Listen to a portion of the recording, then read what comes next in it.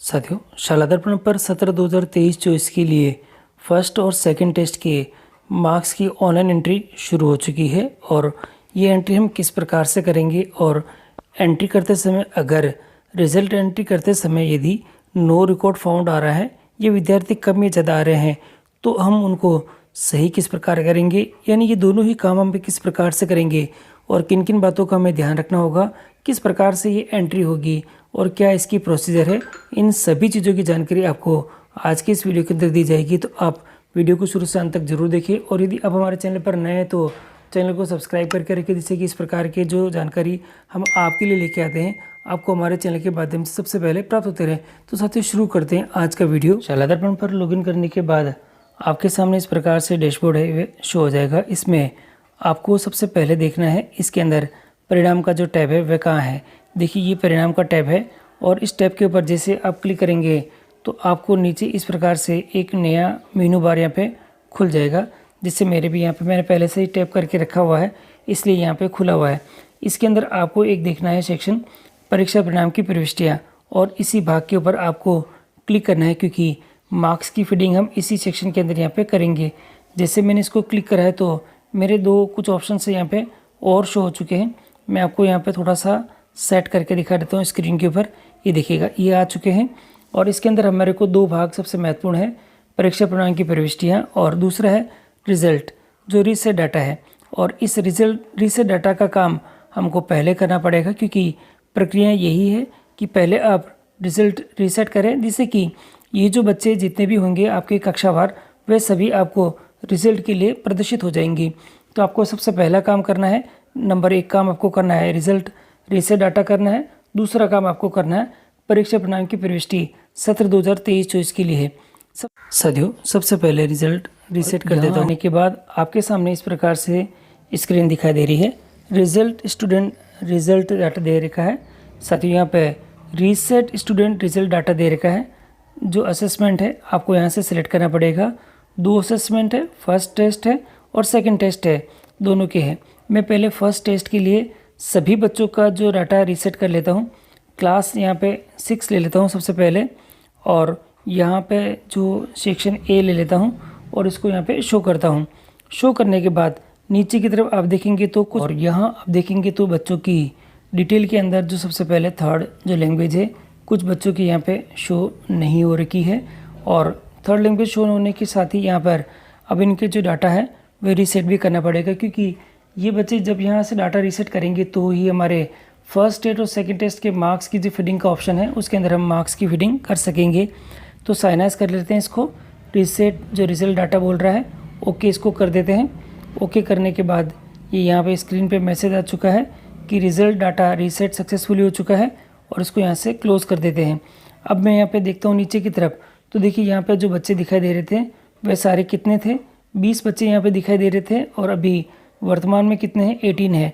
तो अब आप देखेंगे तो यहाँ जो पहले मेरे 20 बच्चे आ रखे थे, कुछ बच्चों के नाम मेरे यहाँ से कटे हैं, और अब वास्तविक जो डाटा है मेरे पास में 18 बच्चों का यहाँ पे आ रखा है। सभी बच्चों की डिटेल यहाँ पे ओके दिखा रखी है, और इसलिए ये जो काम है हमारे को करना कंपलसरी रहता है। अब मैं एक कक्षा का और कर लेता हूँ, यानी कि मेरी 2 कक्षाएँ और है, कक्षा 7 और कक्षा 8, और दोनों ही टेस्टों का कर देता हूँ। इसको सेकेंड टेस्ट के लिए भी यहाँ पर कर देता हूँ। पहले इसको सेकेंड टेस्ट के लिए कर देता हूँ, और ये इसको शो कर देता हूँ जो करंट स्टूडेंट है और स्टूडेंट आ रखे हैं, और देख लेते हैं अपने यहाँ पे 20 है। साइनाइज कर देते हैं डाटा को, इसको रीसेट यानी रिजल्ट जो रीसेट डाटा कर देते हैं, और ये हो चुका है आपके पास में। जो टोटल बच्चे आ रखे हैं, स्टूडेंट जो रिजल्ट के लिए कितने हैं वे आपके यहाँ पे शो हो चुके हैं। यानी कि करंट में तो हमारे 20 बच्चे शो हो रहे थे, परंतु रिजल्ट के लिए यानी कि जो वास्तविक डाटा है हमारे पास में 18 बच्चों का यहाँ पे होगा। तो इस प्रकार से ये जो डाटा है मेरा सेकेंड टेस्ट के लिए भी यहाँ पे शो हो चुका है। अब मैं कक्षा 7 ले लेता हूँ, और 7 के अंदर भी फर्स्ट टेस्ट में पहले ले लेता हूँ, और उसका भी डाटा मैं यहाँ पे रीसेट करके देखता हूँ। पहले शो कर देता हूँ। शो करने के साथ ही मेरे डाटा यहाँ पे आ चुके हैं। अब देखिए, जो यहाँ पे 22 बच्चे हैं और यहाँ दोनों 22 बच्चे दिखाई दे रहे हैं, कोई यहाँ पे वेरिएशंस नहीं है। फिर भी मैं एक बार इसको रीसेट यानी रिजल्ट जो रीसेट डाटा है वह इसको कर देता हूँ। हो चुका है यहाँ पे, और अब मैं यहाँ पे इसको देखता हूँ आगे के लिए, कक्षा 8 के लिए। कक्षा 8 के लिए भी मैं यहाँ पे कर देता हूँ। और देखिए साथियों, पहले मैं भूल गया, यहाँ पे कक्षा 7 के सेकंड टेस्ट के लिए भी मैं यहाँ पे कर देता हूँ। पहले जो कक्षा 7 का ये सेकंड टेस्ट है उसको भी यहाँ पे रिजल्ट डाटा कर देते हैं, रीसेट कर देते हैं। और रीसेट करने के साथ ही यहाँ पर आपके जो डाटा है दोनों में सेम यहाँ पे हो जाएंगे। और यहाँ पे कक्षा 8 का भी यहाँ पे कर लेते हैं। कक्षा 8 के लिए फर्स्ट टेस्ट यहाँ पे ले लेते हैं और शो करते हैं यहाँ पे डाटा। और देखिए यहाँ दोनों में डिफरेंस है या नहीं है, तो दोनों सेम हो जाएंगे। रिजल्ट डाटा कितने का होगा, और यहाँ पे ये कर दिया है मैंने इसका भी। और इसी के साथ ही सेकंड टेस्ट का भी इसमें मैं कर देता हूँ। सेकंड टेस्ट के लिए भी यहाँ पे शो कर देता हूँ। और बच्चों की जो संख्या है इसको मैं यहाँ पे जो रिज़ल्ट डाटा को रीसेट कर देता हूँ। डाटा रीसेट करने के बाद वापस हम जो परिणाम वाले टैब पे यहाँ पे क्लिक करेंगे और फिर परीक्षा परिणाम की प्रविष्टि पे वापस क्लिक करेंगे। और यहाँ पर ऑप्शन हमारे पास में दोनों आ चुके हैं।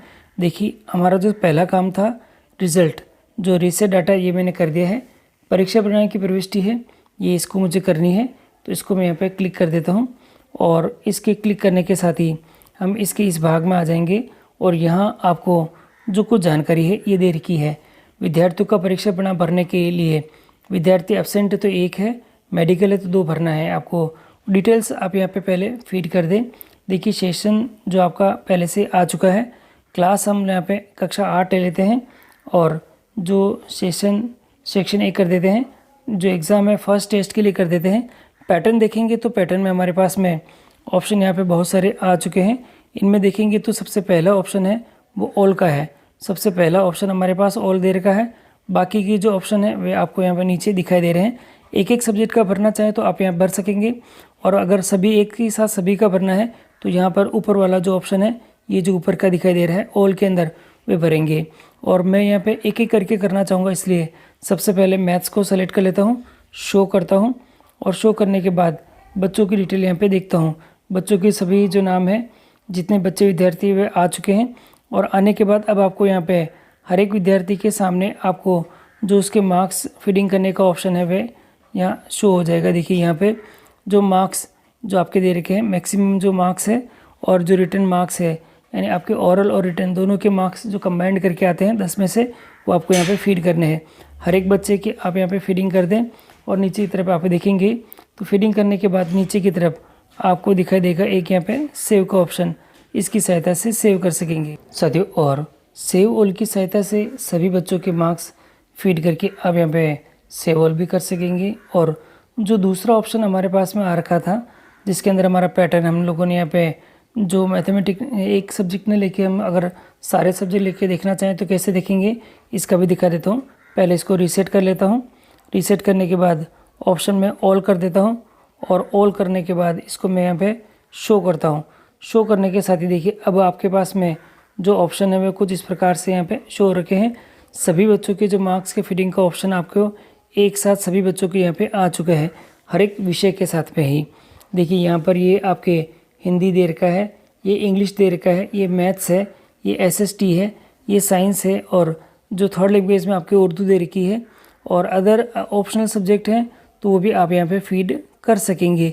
तो आपके पास इस प्रकार से जो कंप्लीट जो ऑप्शन है यहाँ पे दिखाई दे रहे हैं, इसकी सहायता से आप जो आपके जो बच्चों के मार्क्स हैं ये फीडिंग कर सकेंगे। तो साथियों मैंने आपको पूरी जानकारी दे दी है कि किस प्रकार से बच्चों के मार्क्स आप फीडिंग करेंगे, और आप आसानी से जो तरीका है इसको फॉलो करते हुए आप बच्चों के मार्क्स यहाँ पे फीड कर लें।